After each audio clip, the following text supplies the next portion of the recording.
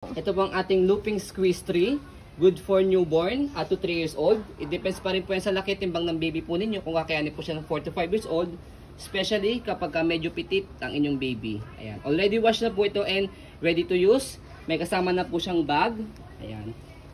Pero kung ayaw nyo na po ng bag, pwede naman po, we will give less price po.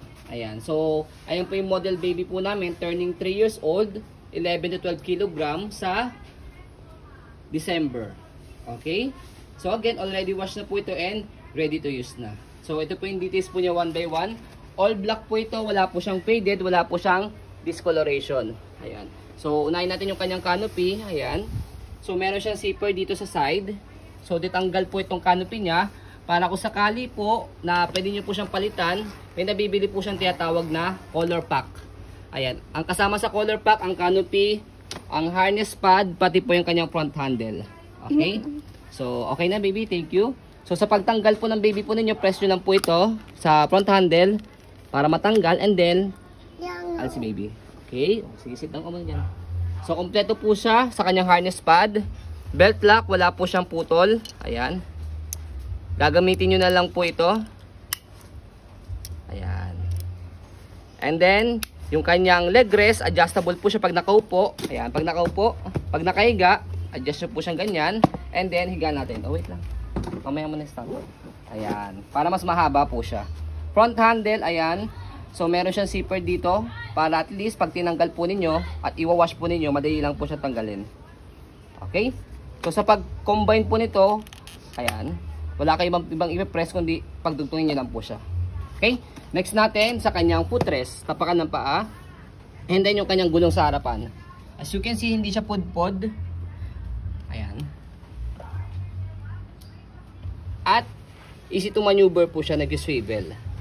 Ayan. So kung gusto niyo pong one way lang siya sa likod, angat nyo lang po yung nasa likod. I mean baba po. May makakapakay sa likod. Para kung sakali pong inaantok or nakatulog si baby po ninyo, naka one way lang po siya, pwede nyo po siyang ihele. Okay? So, next natin, body frame po niya from right side. Opo. So, black din siya, ang kanyang body frame.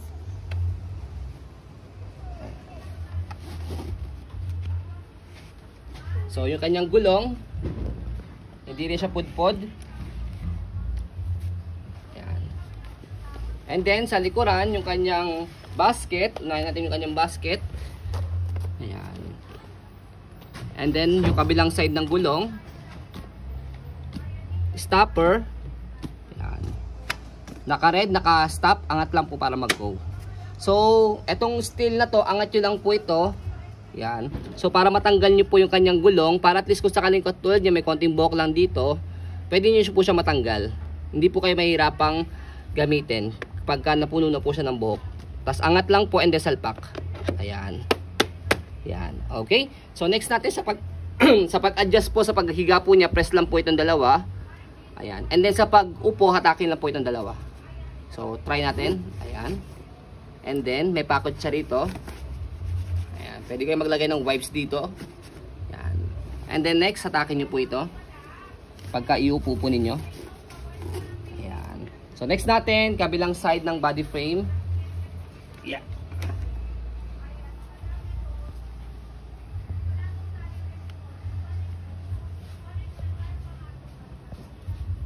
Video. Ayan, video sa mami.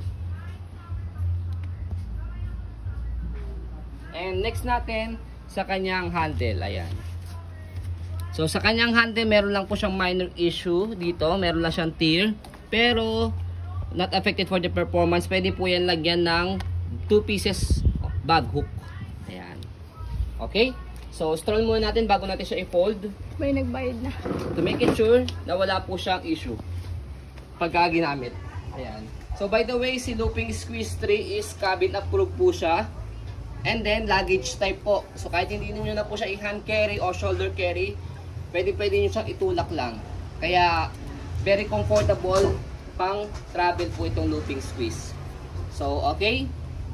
Fold na po na muna natin. Okay, thank you baby. Let's go. Kaya umalis.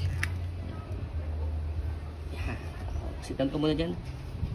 So, sa pag-fold po natin, ayan. Oh, sige, wait lang. Fold natin muna yung kanyang canopy. And then sa handle, slide and press. Para lumubog po ito. Kasi pag hindi nyo ni-slide, nakalock siya. Okay? Slide, press, and then pull down. Okay? Para at least hindi masyado magasgasan yung stroller po ninyo.